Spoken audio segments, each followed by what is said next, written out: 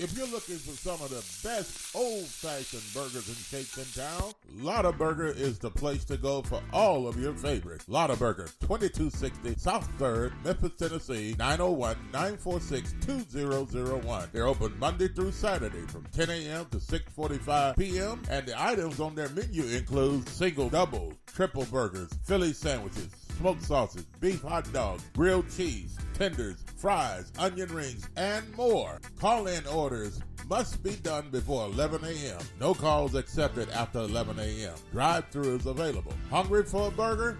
Lotta Burger, 2260 South 3rd, Memphis, Tennessee, 901-946-2001. Don't just settle for any burger. Get a Lotta Burger. Are you tired of going to the doctor with the same issue over and over again and never getting any relief? Are you tired of buying all types of vitamins and supplements, hoping but not knowing for sure that they will keep you healthy? Or are you getting enough of the right kind of nutrients that your specific body needs? If you answered yes to any of these questions, you need a nutritional blood analysis. With a nutritional blood analysis, we can take one drop of blood from a prick of your finger and analyze your body's nutritional needs, nutritional deficiencies, and nutritional imbalances. This analysis can provide an early warning of possible future health challenges so you can make the changes now to avoid the negative outcome.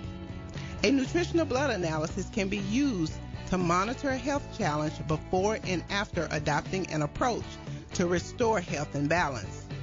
It will also allow you the ability to determine the effectiveness of various approaches to restoring and balancing your health.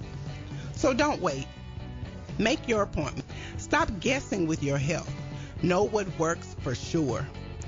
901-602-7063.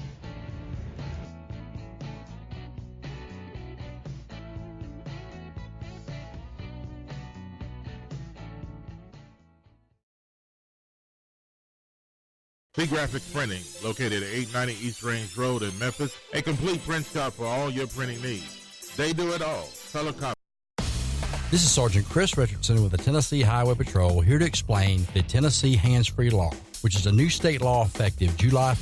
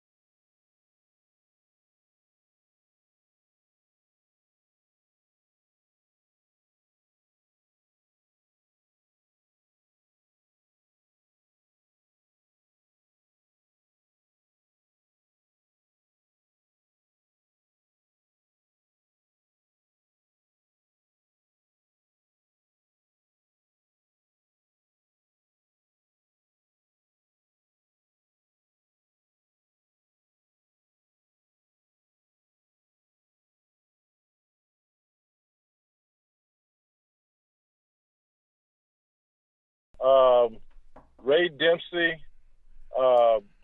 Rex Dockery, Charlie Bailey, Tommy West. What's the other guy named? Justin Fuente. Yeah. and now Mike Novell. Yeah. And I gotta say, out of watching all the games that I've watched, that had to be one of the top 3 bad calls of all time. Yes. At the wrong time of the game. I agree. And all of my watching the games. Now, I will say this. Mm-hmm. That call by itself didn't make us lose that game. No, it didn't. No. But because it was with the history of our field goal kicker kicking under pressure, I wanted them to score a touchdown. I didn't want it to come down to no field goal.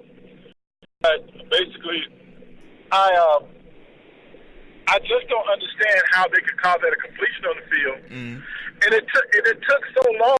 See, I knew we were getting ready to get robbed. I said to myself, the longer this takes, the worse it's going to be for us. And sure enough, when the referee broke the huddle and came back out to the field, he had this look on his face like he's ready to do something. And I told my cousin, I said, this is the reason to chant 1, 2, 3, kill the referee born for calls like this. Exactly. And I'm like, man, you know what? You know what got on my nerves too, Vincent, man. And I know, maybe it's just me, but I saw some other Tiger fans on social media talking about it. The announcers were so terrible, especially the color guy. Not colored guy. I mean color, as in the color commentator. Because people. Oh, Josh, no, you did. No, you did say color guy. No, you didn't say that. Y'all know what I mean. But look. No, we don't know what you mean. We heard what you said. You said color guy. But so the analyst, I'll put it that way. The analyst, he was terrible the whole game. But when he was talking about the fumble specifically, really set me over the edge. Where first, both of the announcers were saying, "Oh wow, what a catch by Magnifico," and you could tell by the replay that's clearly a catch, and it was. Yeah, it was a catch, and that's what the announcer was. Then they went to replay it, and I said, "Okay, I understand. It's close enough where they can review it, but this shouldn't take more than a minute." And the longer it took, just like you said, I got a little more worried, and then they come back with that stupid call of incomplete. And here's the worst thing about it: the announcers, all of a sudden, they want to say, "Oh, you know what? It is an incomplete pass." No, it's not, you idiot. You saw it the first time. It bounced off his leg. He bobbled it, but he caught it. See, this is the thing people need to realize. Even though he bobbled the ball, as long as the ball does not hit the ground, he can still maintain control of the football. And that's what he did. Unbelievable. That was so bad. But the Tigers, it shouldn't have even been a game that came up to that point in the first place, regardless of everything. So that's just one of those things. I think we'll get Vincent back here. Those things, man. And I know a lot of you guys have thoughts on this. The refs just messed Memphis over in this game. That just is what it is. In that particular instance, they messed the Tigers over. I can't say there were a bunch of calls here and there, but I do know that call was absolutely horrendous. Let's see. So that's why I mostly listen to the Tigers on the radio. The TV guys usually suck, says Greg. Jonathan Sturdivant, what's happening, man? He says the refs just hate Memphis. Always have been. The announcers were towards Temple. Even the color guys started coughing when they showed Memphis. Well, that's interesting. But, man, it was pathetic all the way around. We'll get Vincent on this last thoughts here. This is Vincent. Yes, sir. You're back, man. Sorry about that. But go ahead. I don't know if it was me or you, but whoever it was. But the thing is, I kind of feel like the powers that be kind of controlled that particular call. I had a sneaking feeling that the American Conference, in its effort to try to get its teams more national exposure,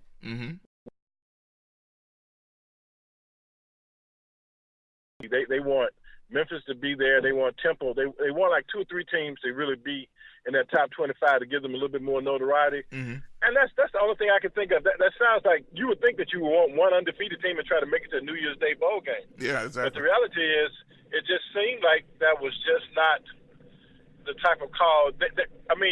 Just to take the opportunity out of the team's hands is what made it hurt worse. I totally took the opportunity out. We were behind. It wasn't like we were ahead. Mm-hmm. We still had to make plays. We still had to kick a field goal or go down. And to be honest with you, with Riley Patterson's historical performances under pressure, I wasn't really too confident that we were going to win by a field goal, to be honest with you. I agree. And the announcer said, we got a wonderful kicker. He kicked the ball from 50 yards. He kicked the ball from 55. Did you see the last 2 championship games that we played there? Did you see the last bowl game we played against Wake Forest? I mean, where you been? And so I was kind of on pins and needles regarding the kicking game. But I tell you, I am impressed with that Antonio Gainwell. Have you heard any more updates about Patrick Taylor? I'm kind of concerned because this is the 5th straight game he's missed, and we've already had our open week. Yeah, see, what I've heard is, they were looking at him this week to see what would happen. But the way they've been stringing this along, and the people I've talked to as well, feel like his injury is more serious than they want to let on. I think they're hoping that he can get back. But either way it goes, I'm going to tell you something. Kenneth Gainwell has impressed me. I thought he was just, one of those utility backs, a speed back that can catch out the backfield. He is that, but he's more. He's an outstanding runner. He can break tackles. I didn't know the man could run that hard. And he has shown that he can more than handle the number 1 running back responsibilities. Now, don't get me wrong. All that being said, I'd still love to have Patrick Taylor to add to what Kenneth Gainwell brings to the table. But, Gainwell, he had 100 yards and 100 yards receiving as well. So yeah, he did. He's the first, I think the first college player this year to do that. Was the first player in Tiger history to do that. He's the first Tiger player to get 4 straight 100-yard games. Yeah. I personally think he's just as good as Darren Henderson. I agree. I think he's just as good. He's a little bit bigger, stronger, probably equally as fast. Mm-hmm. And time will tell, And Darren Henderson had the privilege of having Doylan Doris, Patrick Taylor, and all those guys his first year, so he didn't have to do as much as this guy's having to do. But anyway, I know I've run long, but I just, like I said, I listened to all those matches. I've watched games since I was a kid, and that had to be one of the top 3 worst calls. I don't know if you ever remember Jack Eaton. You weren't born. You probably know who he was. Yeah. But Jack Eaton had a saying on the radio. He was a Tiger radio announcer for years. He said, that was the worst call I ever saw. Great seasons, that was the worst call I ever saw. And every 5 games, it was always the worst call he ever saw. Yeah. But that was the worst call I ever saw. Man, that had to be one of the worst. Definitely, man. For the timing of it. I agree. All right, listen, I'm going to get off. Thanks, man. I know you got some other people want to get on. I'll talk to you. Bye-bye. Yes, sir. All right, that's Vincent giving his thoughts on the Tigers game, and we want you to give your thoughts on the game as well. 901-213-6020 is the number to call. Now, you can see up on the screen is the stats from the game. And this is going to kind of dive into the game a little bit now. Brady White, 28 of 43, 382 yards, 2 touchdowns, and 1 interception. Now, I'll say this for Brady, because I know Verdell, when I posted, I know Verdell, you're there watching, I see you. When they saw that I'm going to go live, he said, well, Brady White rant incoming. And that was before I ever went on. And I am going to say some things about Brady. Now, here are why stats can be a little bit deceiving. 28 and 43, 382 yards, 2 touchdowns, 1 interception. If you're an average fan, or if you're a fan that just looks at the box score, you think, oh, Brady White, incredible game. Well, we know the reason the Tigers lost was not because of Brady White, because look at the stats. Well, you know what's funny about the box score? It depends on the box score that you look at. It doesn't show you everything. You see that one interception? That was just one of his 4 turnovers. That was just one of his 4 turnovers. 3 fumbles, 1 interception. And one of those interceptions was so bad. It was almost as bad as the pass that caused him to get booed in the Liberty Bowl against Navy, where he threw it out of bounds past 2 wide open Tigers. He could have handed it off. It couldn't have been a better pass if he meant to throw it to Temple. It was an incredible pass. But I'm sure that's not what he meant to do. But it's pretty crazy, man. So those are some of the stats. Right there, you see Kenneth Gainwell. I don't know what type of name they put there. K. Gant. That's not his name. It's Kenneth Gainwell. 19 carries, 106 yards, 1 touchdown. Kylan Watkins, the Memphian, 4 carries, 27 yards, and he had that big touchdown up the gut as well, kind of later in the game. So those are some of the stats. And now I want to show you some of the receiving numbers. DeMonte Coxey, 8 catches, 108 yards, 1 TD. Kenneth Gainwell, 8 receptions, 98 yards. Magnifico had 6 huge catches for 90 yards. He was huge late in the game, in the second half, and especially that fourth quarter, with some big-time plays up the seam that led to a late touchdown. Cordarian Jones, 4 catches, 78 yards as well. So Gainwell was real close, but he almost had 100 yards rushing and 100 yards receiving. He crossed the 100-yard barrier running the ball, but as far as catching the ball, he was 2 yards away from having that double-double, so to speak, in that aspect. But let me talk a little bit more about Brady White. Now, the conversation has been so much of this season about Brady is that, Brady can struggle sometimes, but when it really matters most, Brady White will step up. Well, I don't know what Brady White you're looking at, because that's not true. Here's the thing. I'm not going to say that Brady, and this is why people think I'm just bashing on him just because of some type of hatred. No, it's nothing like that. Everything about it seems like he's a good kid. But the fact of the matter is, he's not a good quarterback. Decent, but he's not good. Last year, he was terrible. I think he has improved himself in certain aspects. There were a couple deep balls I was surprised he threw. But I'm not going to give him too much credit for it because you still cost the Tigers the game single-handedly. The defense had some part to play in it. But Brady White cost this team the game himself. When you turn the ball over 4 times yourself, it wasn't anybody else that did it. You fumbled the ball when the Tigers were driving down the field and about to score. You threw an interception when they were wide open for a receiver. You fumbled the ball again and again on a handoff deep in Temple territory. If you don't fumble 2 of those times, those are potentially 2 touchdowns or at least 2 field goals. Let's just say it led to 2 field goals. Those are 6 points. The Tigers lost by 2 points. The Tigers would have won by at least 4 points if they would have scored in those couple of instances in the game. So don't give me this stuff about Brady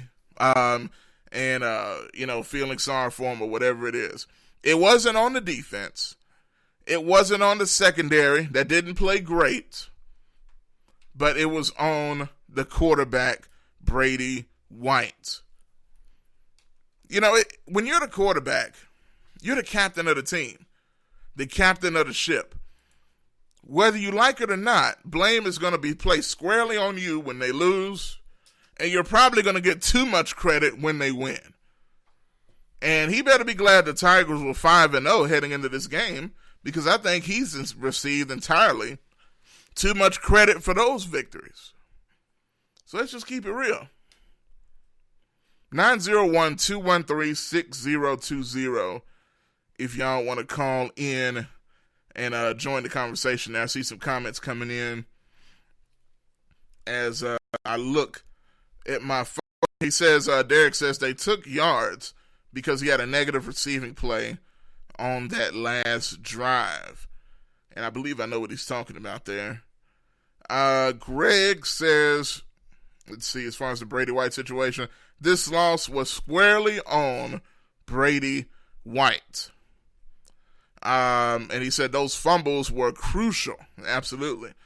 And you know, Greg, I was wondering about that. I guess that's what Derek is answering about them taking the yards for the negative receiving play. He did lose 3 yards because he actually had 100 yards receiving for a long time in that game. And it was right toward the end where he lost those 3 yards on a backwards pass, trying to make something happen from Brady White. So I don't know, man. But all I know is, on top of everything else, the worst situation, other than Brady's pathetic performance, other than all that other stuff, was not that, because that's just the intro, was, let's see if I got the right instance. Here it is. Was this right here. Here it is. The heartbreaking no call. Look at that. That's a catch. Here it is again. The replay. Several different angles. Let's look at one more angle. That's a catch.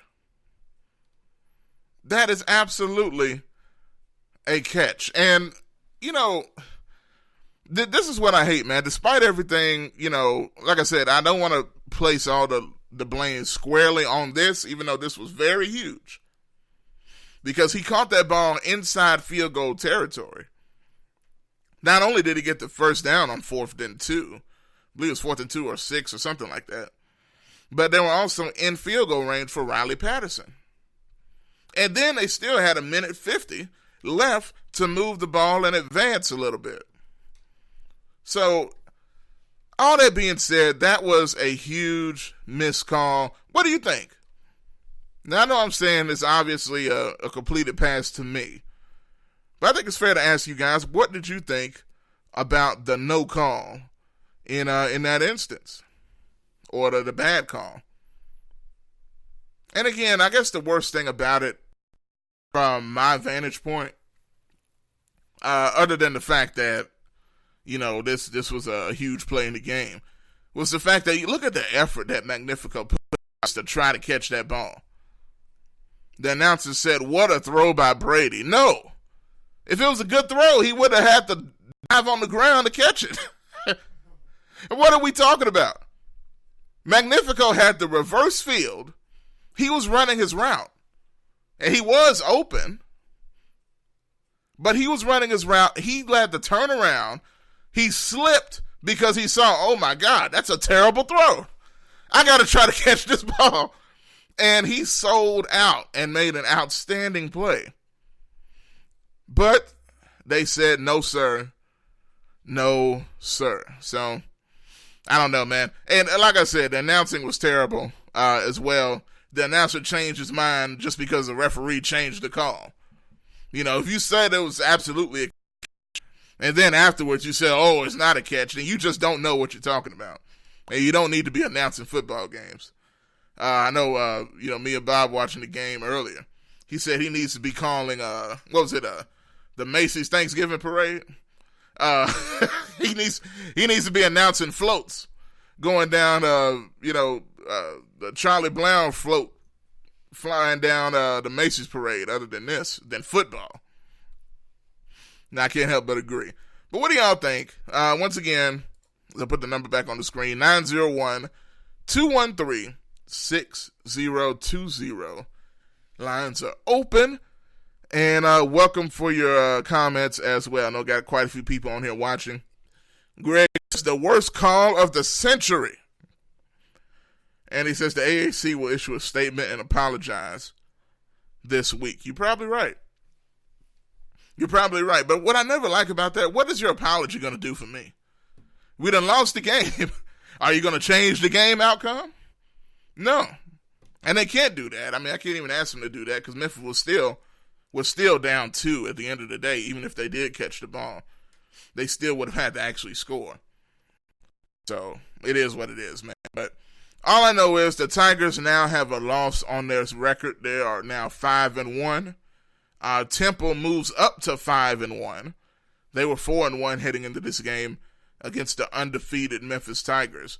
And I think where we have to go from here is, well, that's the question I'll ask. Where do we go from here? What are we as a team? Because when I talked with Isaac Simpson from Tiger Sports Report on PostGameLIVE Sports on Thursday, it's the very thing we talked about is what is this Tigers team really? Are they the undefeated team that they look to be? A top 25 record? Are they a team that can make it to the Cotton Bowl and advance into a New Year's Day Bowl or something like that? Are they a team that can win the American Conference finally after 2 straight trips to the AAC championship game and coming up empty? Or were they playing over their heads? Or was the schedule just so easy that the 5-0 record was a mirage, was not real? You talk about the Ole Miss win. You talk about beating South Alabama. You talk about the defense after looking like the steel curtain against Ole Miss. Ever since then, Adam Fuller's group looks like average. I'm not going to say terrible, but they look average. And in this game, they looked average. Temple ran up and down the field on them that first half. Now, in all fairness, the secondary and the defense stepped up when they needed to prevent several touchdowns. The Tigers should have been down 21-0 in the first quarter.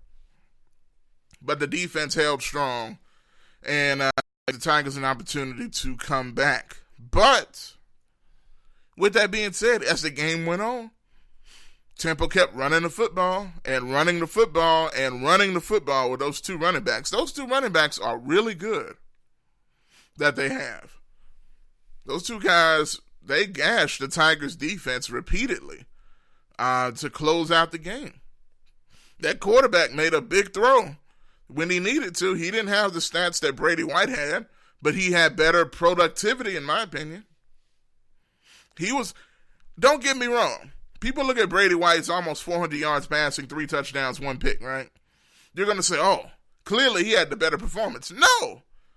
Temple's quarterback with his 220 yards threw a better game than Brady White did with his 378 yards.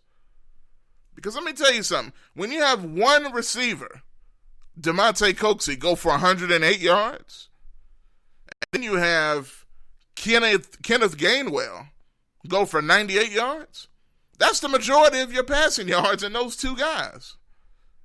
Then Magnifico had 90 yards. So most of the passing yards were spread out amongst 3 guys, and really 4 when you add Kadarian Jones. So I think there's a little bit more to looking at than meets the eye, so to speak. But we'll see, man. Got another big game coming up, and we'll see. Greg says, let's see. Well, Greg says, I ran in the house to watch the replay and review, only to have my heart ripped out. Derek says, I'm wondering how many points Temple would have scored had we not turned the ball over so much. That's a good point.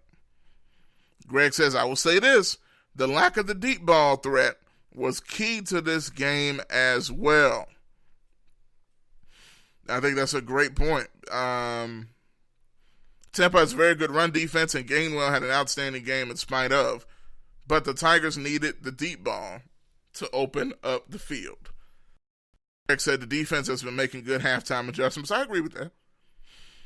And Greg also says the Tigers should have went into the half up 10 or totally blown out if it wasn't for the defense. That's true. TJ Carter had a really good game. He had a huge strip from a Temple receiver. If you remember, it was one of those other many times that Temple went into Memphis Tigers territory. Jay Carter ripped that ball out and gave Memphis an opportunity back. He made several big plays in the secondary. So I give him credit. Austin Hall with the late 4th and 1 stop. They had me fired up to watch that. You thought Temple was going to run and get that first down. But Austin Hall said, no, sir. He shut the door on the running back and, gave the Tigers that late opportunity to win the game. So it's a shame at the end of the day. As you see, the play everybody's going to be talking about was that play right there. Joey Magnifico, whether he did or didn't catch the ball. And to me, it's pretty obvious that was a catch. But that's it, man. Temple ends up winning 30-28 in Philadelphia, Pennsylvania. The Tigers will have to regroup. And one thing I think will bail Brady out in the media coverage this week is the amount of yards that he threw and the fact that the referees reversed a call that should have been a catch. I think when you talk to most media that'll be on the radio this coming week, they're going to give Brady the benefit of the doubt because of that no call that the refs messed him over on. But the fact of the matter is, if it wasn't for his 4 turnovers, the Tigers would not even been in that situation to begin with. Those turnovers were nobody else's fault but Brady's. You get sacked, you holding the ball like a loaf of bread in one hand, it gets knocked out. Another drive where the Tigers are about to score, you hand the ball off out of the shotgun and you drop it, and the defense picks it up. First quarter, interception. So, you can't turn it over 4 times and expect me to be easy on you. It's not going to happen. So that's going to do it for me, man. That's just I wanted to come on and talk about down this past Saturday, this afternoon. Still a lot of great games coming up, so y'all stay tuned for all that. I'm looking forward to seeing A&M, Texas A&M, and Alabama, which should be on right now. Clemson and Florida State on ABC. That should be interesting, even though Florida State is down. Always a big matchup, so y'all stay tuned for that. But that's going to do it for me, y'all. I'm going to read this last one here from Greg. He said this game was penciled in as a early loss by the Talking Heads. A shame before the master, says Greg. And Frankie just coming in. What's going on, Frankie? But I'm about to dip on out of here. I see some more people coming in. Always happens when I dip out. Some of y'all want to jump on in, man. But again, last quick summary of what just went down. Tigers lose 30-28. That was the play of the game. Magnifico stretches out to try to catch the ball. They call it a complete pass, which is the correct call. Then they overturn it to an incomplete pass, which was the incorrect call. And that was one of the things that cost the Tigers the game. Brady White, 4 turnovers, 3 fumbles, 1 pick. Tigers defense, a little bit better in the second half, but not enough. As a very good Temple team. All that being said, this is a good Temple team. Tigers still should have won this game, but Temple is a very good football team. And it's a shame the way it went down. So that's going to do it for me. I'm Joshua Midget, co-host of Talk Back Live with Bob and Josh, which you can catch Monday through Thursday, 8 to 10 a.m. You can also catch my sports show, Talk Back Live Sports, from 2 to 3 Monday through Thursday as well. And follow our Facebook pages, which you're seeing right here, Talk Back Live Network. Go to the website, talkbacklivenetwork.org, and follow everything Talk Back Live related. Also, support our advertisers as well, which you're about to see right now. For me, and we will talk to you guys next time.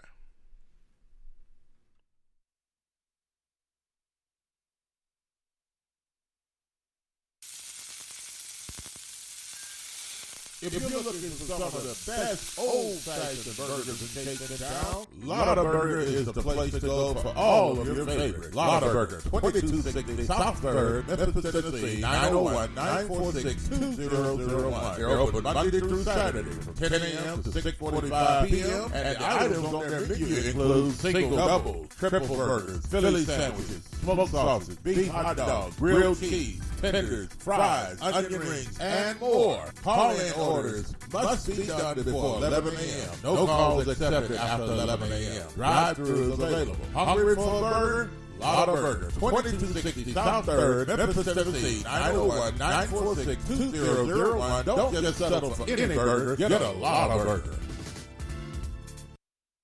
Are you tired of going to the doctor with the same issue over and over again and never getting any relief? Are you tired of buying all types of vitamins and supplements, hoping but not knowing for sure that they will keep you healthy? Or are you getting enough of the right kind of nutrients that your specific body needs? If you answer yes to any of these questions, you need a nutritional blood analysis.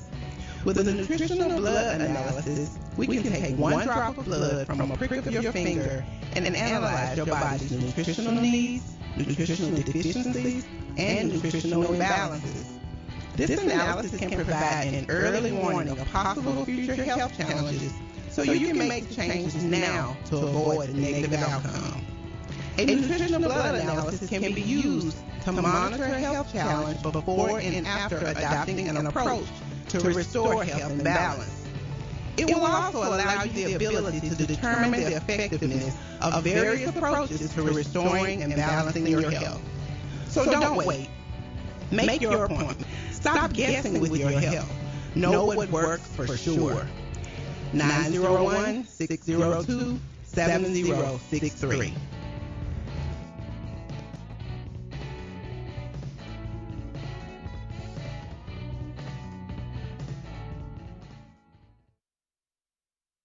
Graphic Printing, located at 890 East Range Road in Memphis, a complete print shop for all your printing needs.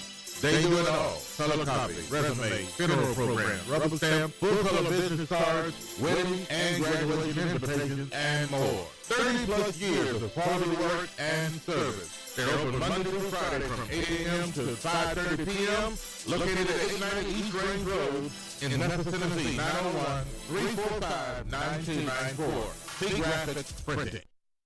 CJU Appliances, located at 3530 Jackson Avenue here in Memphis, Tennessee. Call them at 901-487-7882.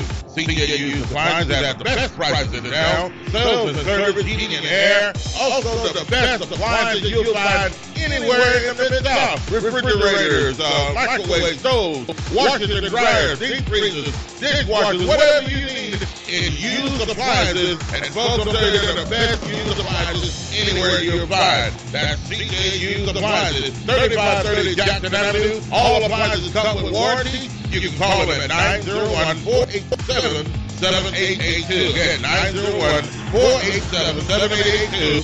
CJU Appliances.